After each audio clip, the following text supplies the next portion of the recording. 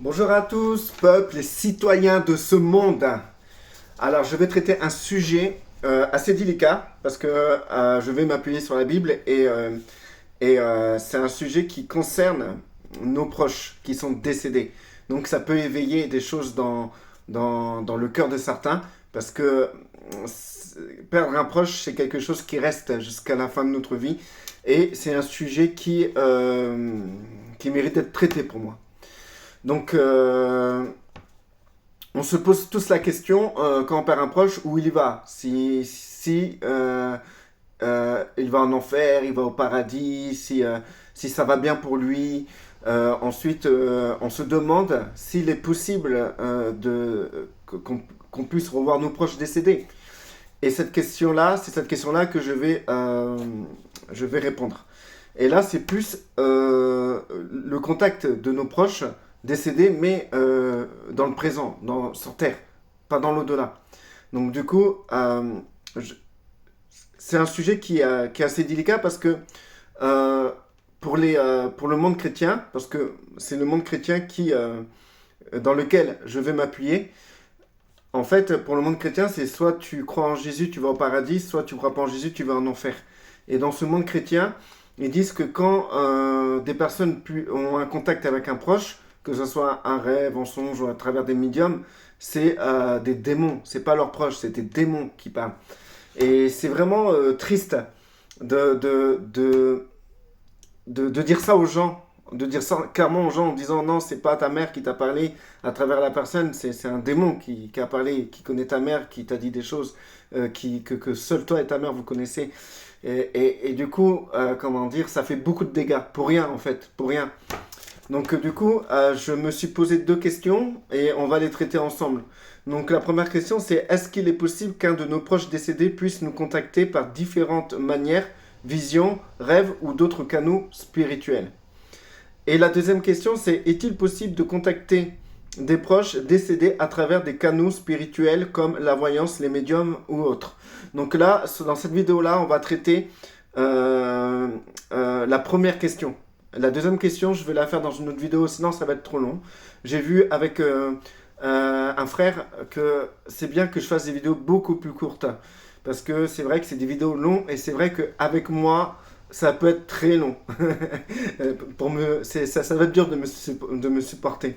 Je sais, j'ai pas une grande éloquence, je fais pas des vidéos super structurées, tout ça. Donc du coup, ça va être dur de me suivre pendant 30 à 40 minutes. Donc je vais essayer de faire vite. Donc c'est pour ça que vous allez me voir enchaîner vite. Donc alors, pour vous répondre, je vais m'appuyer sur la Bible. Toutes mes réponses, euh, vous pouvez les trouver dans toutes les versions des Bibles que vous pouvez trouver. N'importe quelle version de, Bible, de la Bible, vous pouvez trouver les références.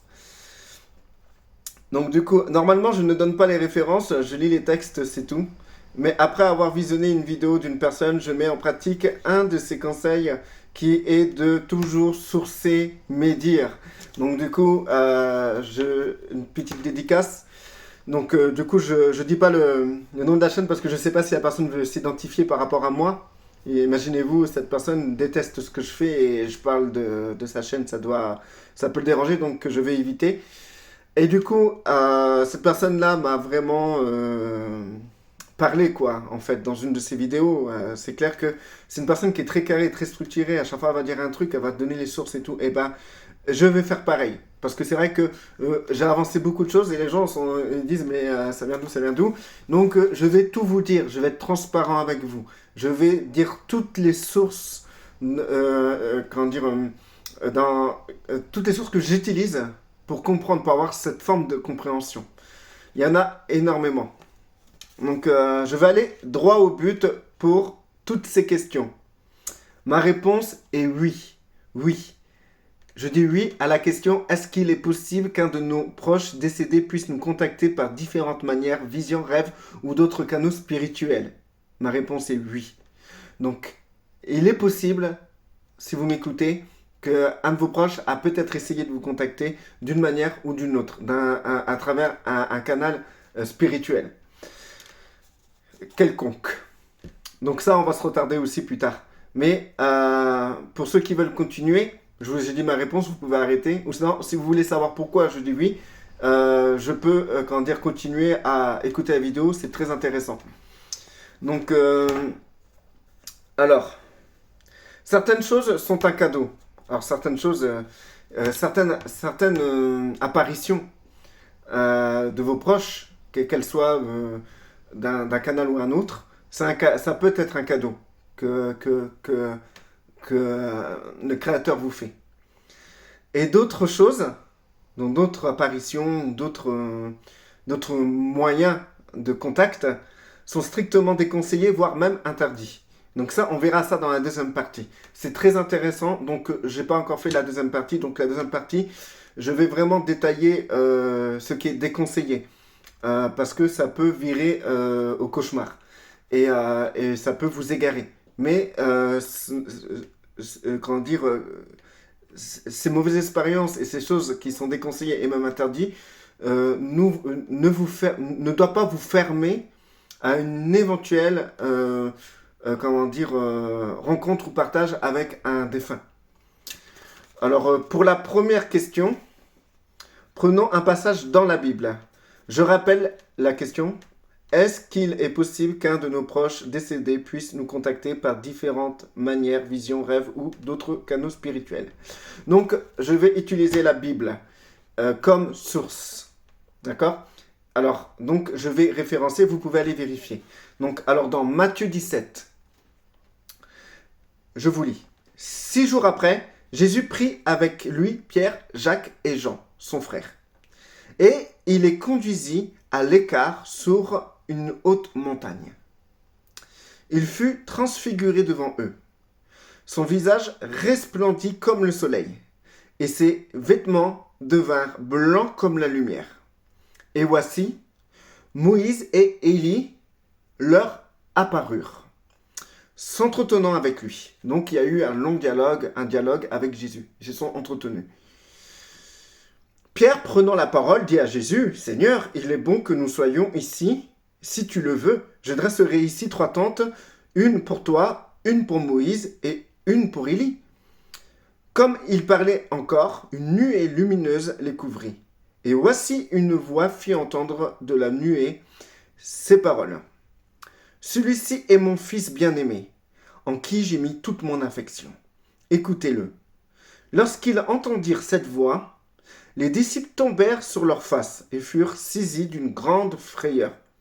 Mais Jésus s'approchant, les toucha et dit, « Levez-vous, n'ayez pas peur. » Ils levèrent les yeux et ne virent que Jésus seul. Commençons par Moïse.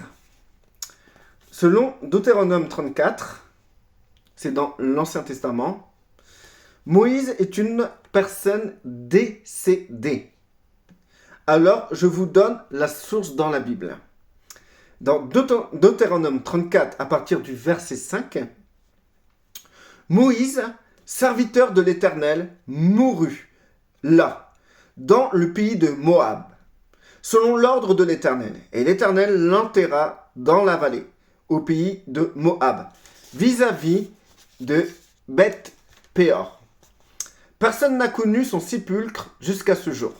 Donc, j'ai pas mis le passage, mais dans le Nouveau Testament, on voit, je pense que c'est dans le livre de Jude, dans le livre de Jude, on voit l'ange Michael et Satan se disputer le corps de Moïse.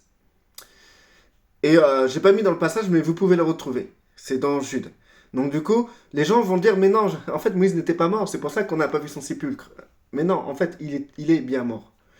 Donc personne n'a connu son sépulcre jusqu'à ce jour. Moïse était âgé. C'est ce passage-là dans Jude que vous pouvez comprendre. Normalement, c'est dans Jude. Je vais quand même le mettre en description. Et c'est pour ça qu'on n'a pas connu son sépulcre. Parce que son corps a été mystérieusement enlevé et disputé entre deux entités puissantes. Moïse était âgé de 120 ans lorsqu'il mourut. Sa vue n'était point affaiblie, et sa vigueur n'était point passée. Les enfants d'Israël pleurèrent Moïse pendant 30 jours, dans les plaines de Moab, et ces jours de pleurs et de deuil sur Moïse arrivèrent à leur terme. Alors, ce passage montre clairement que Moïse est mort. Un mort est venu, donc un mort est venu dans le monde des vivants, dans la matière, sur terre, en présence de Yeshua. Vous allez me dire, normal, c'est le Fils de Dieu, donc c'est normal, il a des puissances, il est puissant, nanana. Non, il y avait aussi Pierre, Jean et Jacques. 3 personnes sans privilège divin en cette période. J'ai en cette période, parce que plus tard, ils ont reçu le Saint-Esprit. Donc du coup, là, on voit bien que Yeshua, Jésus, pour ceux qui ont du mal avec Yeshua s'est entretenu avec quelqu'un qui est mort, avec un défunt. Donc, c'est bien la preuve qu'il existe une dimension dans laquelle cela peut arriver. Ça peut arriver qu'un défunt s'entretienne avec quelqu'un, puisqu'on le voit dans la Bible, puisque Jésus l'a vécu.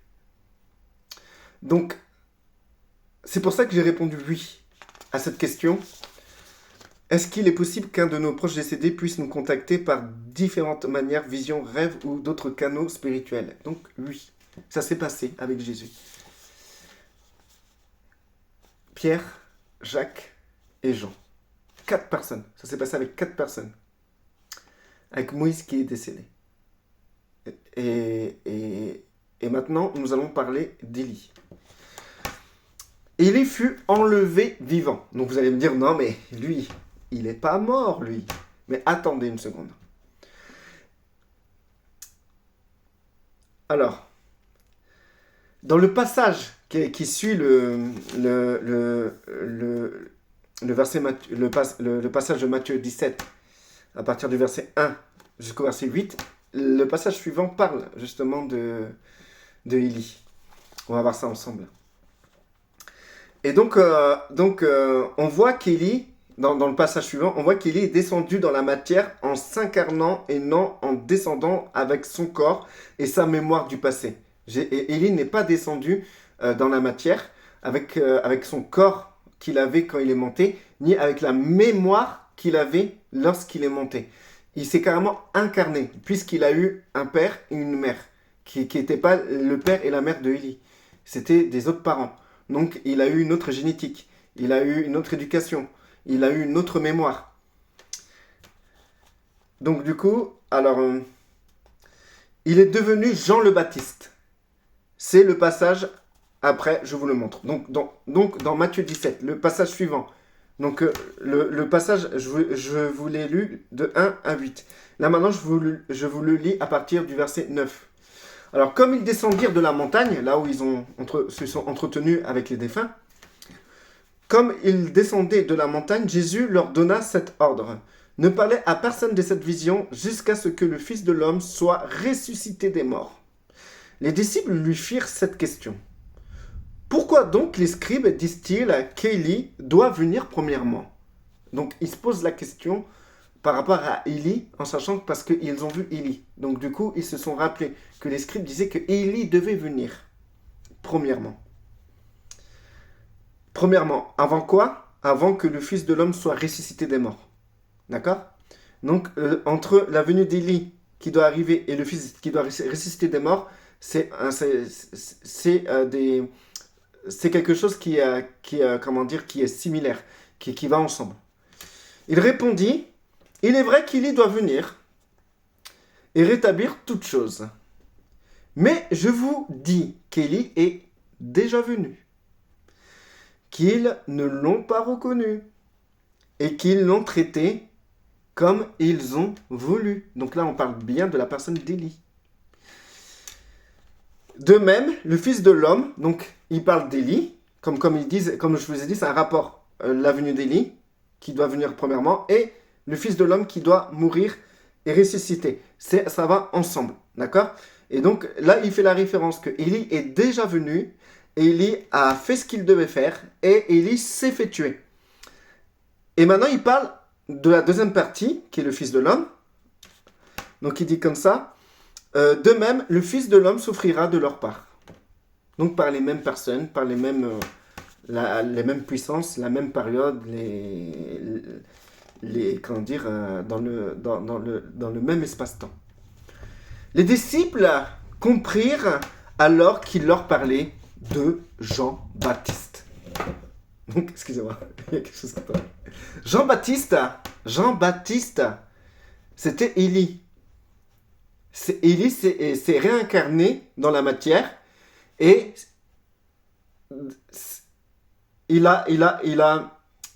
s'est réincarné pour être Jean-Baptiste. Pour venir dans la matière, il est passé par la naissance. Christ, Yeshua lui-même, a dû passer par la naissance pour venir dans la matière, pour être matière. Donc, que ce soit Yeshua qui a existé bien avant Abraham, il a dû venir dans la matière, dans la naissance, par une matrice qui est une femme. Pareil, Jean-Baptiste, malgré que son corps, sa personne s'est fait enlever, vivant, pour revenir dans la matière, il a dû renaître par une femme, par une matrice. C'est pour ça qu'il ne pouvait pas venir en tant que Élie physiquement, mais il est venu il s'est incarné, il s'est réincarné. Et du coup, Jean-Baptiste est mort. Donc du coup, Élie, dans cette incarnation, il a connu la mort. Donc, pour moi, il a bien parlé à deux défunts. Yeshua a bien parlé à deux défunts. Jacques, Jean et Pierre ont bien vu deux défunts venir à eux. Alors, pourquoi n'ont-ils pas reconnu Jean-Baptiste? Vous allez me dire. Car ils devaient le connaître. Comment ont-ils su, moi je vous dis clairement, comment ont-ils su que c'était Élie et Moïse? Ils ne les ont jamais vus. Je vais aller plus loin. C'est un mystère. C'est, à mon avis, dans le monde spirituel, notre apparence est changeante. Car notre chair dépend de nos parents. C'est pour ça que je vous ai dit que Élie, il avait l'apparence de son père et de sa mère. Il avait les gènes de son père et de sa mère, Élie. Et quand il est monté avec son corps qui génétiquement ont été, génétiquement ont été façonnés à travers la matrice qui est sa mère. Lorsqu'il est venu sur Terre, il a dû naître. Donc du coup, il a dû avoir une autre matrice. Et génétiquement, il a dû prendre l'apparence de la matrice qui est celui de sa mère et de son père Zacharie. Mais la question est, pourquoi les disciples n'ont pas reconnu Jean-Baptiste? Pourquoi ils n'ont pas reconnu Jean-Baptiste? C'est un mystère. Mais ce mystère-là, on le voit ailleurs aussi, par rapport à Yeshua. Donc, d'ailleurs, Yeshua, lorsqu'il a reçu son corps de gloire, personne ne l'a reconnu. Pourtant, ils sont restés 3 ans avec lui. Je vous montre un passage. C'est dans Matthieu 24. Alors, lorsqu'il fut près du village où ils allaient, il parut vouloir aller plus loin. Alors là, en fait, je vous ai coupé le passage, vous pouvez le voir. C'est à partir du verset 28 que je vous lis. Dans Matthieu 24, vous pouvez aller plus haut. En fait, si tu veux, Yeshua rencontre des groupes de personnes avec qui il a déjà marché, qui connaissaient. Et donc, du coup, il est resté avec eux parce que ce groupe de personnes se lamentèrent. Ils se disaient, c'est pas possible, comment on va faire sans lui, nanana, pourquoi il est mort, nanana, etc. C'était vraiment des disciples. Et donc, du coup, Christ, il est venu vers eux et il leur a expliqué ce qui doit arriver, pourquoi ça arrivait, etc. Et ensuite, là je vous lis la suite. Lorsqu'il fut près du village où ils allaient, il parut vouloir aller plus loin. Mais ils le pressèrent en disant, « Reste avec nous, car le soir approche, le jour est sur son déclin. » Et il entra pour rester avec eux. Pendant qu'il était à table avec eux, il prit le pain. Et après avoir rendu grâce, il le rompit. Et le leur donna. Alors leurs yeux s'ouvrirent, et ils le reconnurent. Mais il disparut de devant eux. Ils se dirent l'un à l'autre, « Notre cœur ne brûlait-il pas au-dedans de nous lorsqu'il nous parlait en chemin et nous expliquait les Écritures ?» Se levant à l'heure même, ils retournèrent à Jérusalem et ils trouvèrent les 11. Et ceux qui étaient avec eux, assemblés, et disant, « Le Seigneur est réellement ressuscité Et il est apparu à Simon. Et ils racontèrent ce qui leur était arrivé en chemin. Et comment il l'avait reconnu au moment où il rompit le pain. Ils l'ont reconnu au moment où ils ont rompu le pain et non avant. Là, c'était au moment où Yeshua a été vers le Père, dans le 3e ciel, a été vers le Père pour revêtir son corps de gloire et hériter du royaume. Il est revenu sur terre pour enseigner encore et plusieurs fois, les gens qui ont marché avec lui ne l'ont pas reconnu. Pourquoi ils ne l'ont pas reconnu? Il n'était pas caché, ils ne le reconnaissaient pas. Ça veut dire que dans le monde spirituel, il y a des choses qui vont changer dans notre manifestation corporelle, je ne sais pas comment on peut appeler ça, spirituelle. Et lorsque nous aurons aussi notre corps de gloire, si vous avez accepté l'alliance avec Yeshua, si vous faites partie de l'épouse, vous aurez aussi comme lui le même corps, un corps de gloire. C'est un corps de gloire qui a cette capacité, c'est un corps de gloire physique, parce qu'après, il a mangé avec eux, il a mangé du poisson, tout ça, etc. C'était un corps physique. Ce corps physique a la capacité, ce corps de gloire a la capacité d'aller dans le monde spirituel, dans le monde astral, dans le deuxième et troisième monde, ciel, et il a aussi la capacité d'aller dans le premier ciel. Et ce qui est excellent, c'est que aujourd'hui, c'est impossible pour nous de faire ça. Même dans le monde astral, c'est impossible. Déjà, dans le monde astral, tu n'as pas accès au 3e ciel si tu ne passes pas par le Christ. Et dans le monde astral, si tu veux revenir dans la matière, il faudra passer par une matrice, par une femme. Il faudra renaître, comme Élie a dû renaître pour devenir Jean-Baptiste. Donc, ce qui sera exceptionnel avec ce corps de gloire, c'est que tu peux passer du 3e ciel au 2e ciel, au monde astral qui est énorme, et tu peux aussi passer dans le monde de la matière, le 1er ciel, qui est aussi énorme, avec tous les univers, sans passer par la naissance. C'est extraordinaire. Donc, revenons sur Jean-Baptiste. Élie s'est réincarné en tant que Jean le Baptiste. Et il a connu la mort à travers Jean le Baptiste. Car Jean le Baptiste est mort avant cet événement. Alors je vais vous lire le passage où Jean-Baptiste est mort, parce que je vais sourcer la chose. Et pour ce que je disais, pour le corps de gloire, qu'on peut faire tout ça, ça aussi c'est sourcé. Déjà on voit Yeshua, physiquement, il avait un corps de chair, parce qu'il mange, et ça j'aurais pu le sourcer aussi, parce qu'il va manger avec les gens. Et donc du coup on le voit partir et revenir dans le monde physique. Partir dans le monde astral, ou le 3e ciel, et revenir dans le monde physique comme ça. Chose qui était impossible. On ne pouvait pas être physique dans le 3e ciel. Physique dans le monde astral, ou physique dans le monde physique. Donc du coup, ce corps de gloire, c'est un corps vraiment qui est physique, mais qui est glorieux. C'est un physique glorieux, c'est pas la chair de mort que nous avons. Donc le passage pour la mort de Jean-Baptiste, c'est dans Jean 14, à partir du verset 6. Or, lorsqu'on célébra l'anniversaire de la naissance d'Hérode, la fille d'Hérodias dansa au milieu des convives, et plut à Hérode, de sorte qu'il promit avec serment de lui donner ce qu'elle demanderait à l'instigation de sa mère. Elle dit « Donne-moi ici, sur un plat, la tête de Jean-Baptiste. » Le roi fut attristé. Mais, à cause de ses serments et des convives, il demanda qu'on la lui donne. Et il envoya décapiter Jean dans la prison. Sa tête fut apportée sur un plat et donnée à la jeune fille. Puis l'apporta à sa mère. Les disciples de Jean vinrent prendre son corps et l'ensevelir. Et ils allèrent l'annoncer à Jésus. Si Jean le Baptiste, là c'est moi qui parle, hein, c'est plus le passage.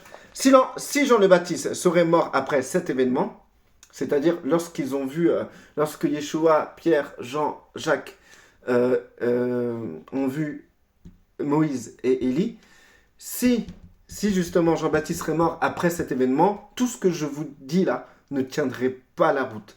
Mais Jean-Baptiste est mort avant cet événement, avant que Yeshua s'entretienne avec Moïse et Élie. Donc du coup, Jean-Baptiste a bien connu la mort, Élie a bien connu la mort, puisque Christ a dit qu'Élie est venu, et justement qu'ils l'ont tué. Et c'est là que les gens ont dit « Ah, c'est Jean-Baptiste ». Donc on sait qu'Élie est mort à travers Jean-Baptiste. Donc là, c'était bien un défunt. Donc Élie était au même niveau que Moïse. Tous les deux étaient au même niveau. Ils étaient ensemble au même moment. Et ils vibraient de la même manière. Donc c'est vrai que le mot vibrer, c'est pas un mot qui parle, mais on va dire qu'ils étaient dans une dimension, voilà, dans la même dimension. Où demeuraient-ils tous les deux? Dans le deuxième ciel, le séjour des morts, plus précisément dans le sein d'Abraham, un paradis parmi tant d'autres, parce que le monde astral, l'au-delà, est peuplé de divers paradis de plusieurs niveaux. Personne n'avait encore accès au troisième ciel, car Yeshua n'était pas encore mort et ressuscité. Le deuxième ciel, c'est le monde astral. C'est là que se trouve le séjour des morts, un lieu où les âmes séjournent un moment. On parle de séjour des morts, donc c'est un séjour. Quand on parle d'un séjour, ça veut dire que c'est une circonstance qui n'est pas durable. C'est là où nos morts peuvent être, s'ils ne sont pas au troisième ciel dans le royaume du Christ. Voilà. Alors, pour terminer cette partie du sujet, alors j'avais écrit 2-3 trucs. Par quel canal cela s'est passé? La rencontre entre Yeshua, Pierre, Jean, Jacques, Élie et Moïse. Alors, par quel canal cela s'est passé?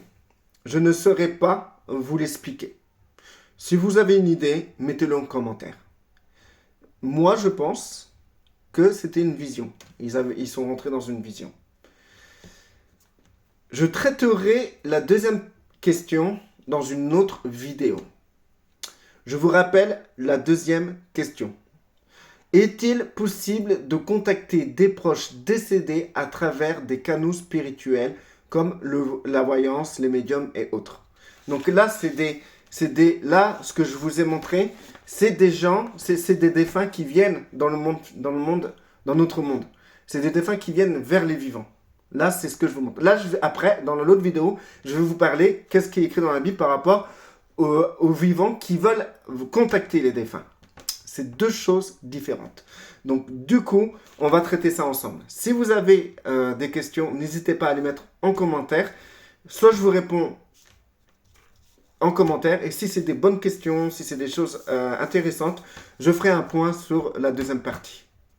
Restez bénis, que la paix demeure sur vous et que vos défunts, vos morts reposent en paix dans ce séjour.